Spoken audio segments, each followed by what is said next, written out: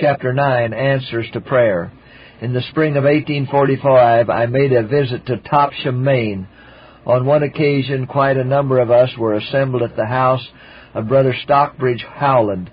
His eldest daughter, Miss Frances Howland, a very dear friend of mine, was sick with a rheumatic fever and under the doctor's care.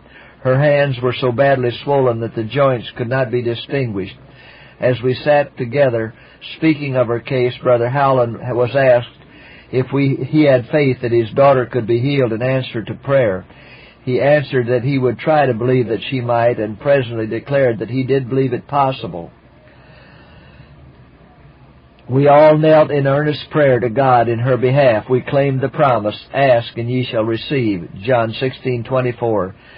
The blessing of God attended our prayers, and we had the assurance that God was willing to heal the afflicted one. One of the brethren present cried out, "Is there a sister here who has the faith to go and take her by the hand and bid her arise in the name of the Lord?" Sister Frances was lying in the chamber above, and before he ceased speaking, Sister Curtis was on her way to the stairs.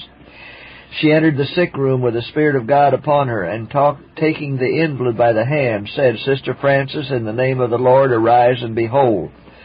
New life shot through the veins of the sick girl.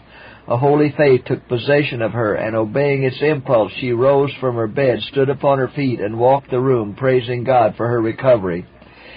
She was soon dressed and came down into the room where we were assembled. Her countenance lighted up with unspeakable joy and gratitude. The next morning she took breakfast with us. Soon after, as Elder White was reading from the 5th chapter of James for family worship, the doctor came into the hall and, as usual, went upstairs to visit his patient. Not finding her there, he hurried down and, with look of alarm, opened the door of the large kitchen where we were all sitting, his patient with us. He gazed upon her with astonishment and at length ejaculated, "So Frances is better?" Brother Howland answered, "The Lord has healed her."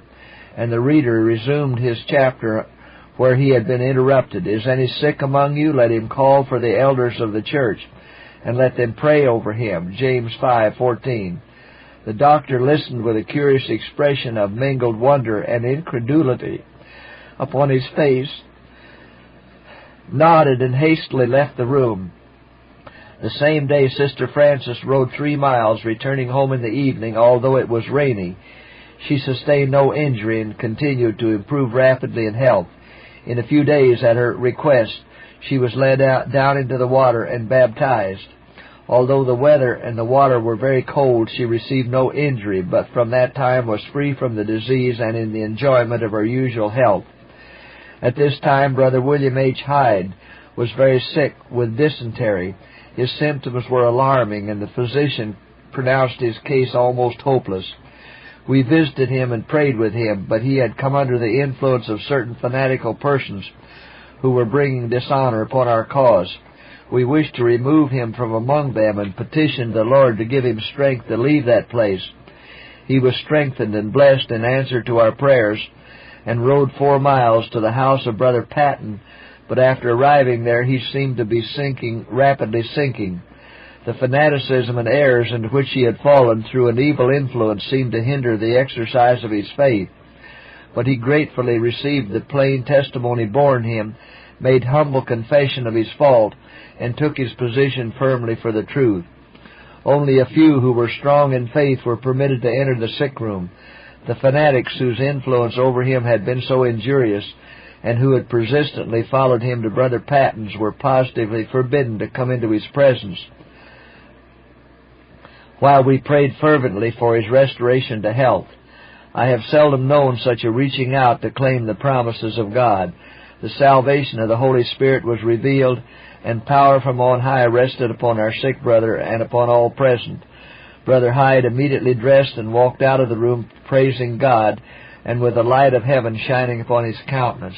A farmer's dinner was ready upon the table. Said he, "If I were well, I should partake of this food, and as I believe God has healed me, I shall carry out my faith." He sat down to dinner with the rest and ate heartily without injury.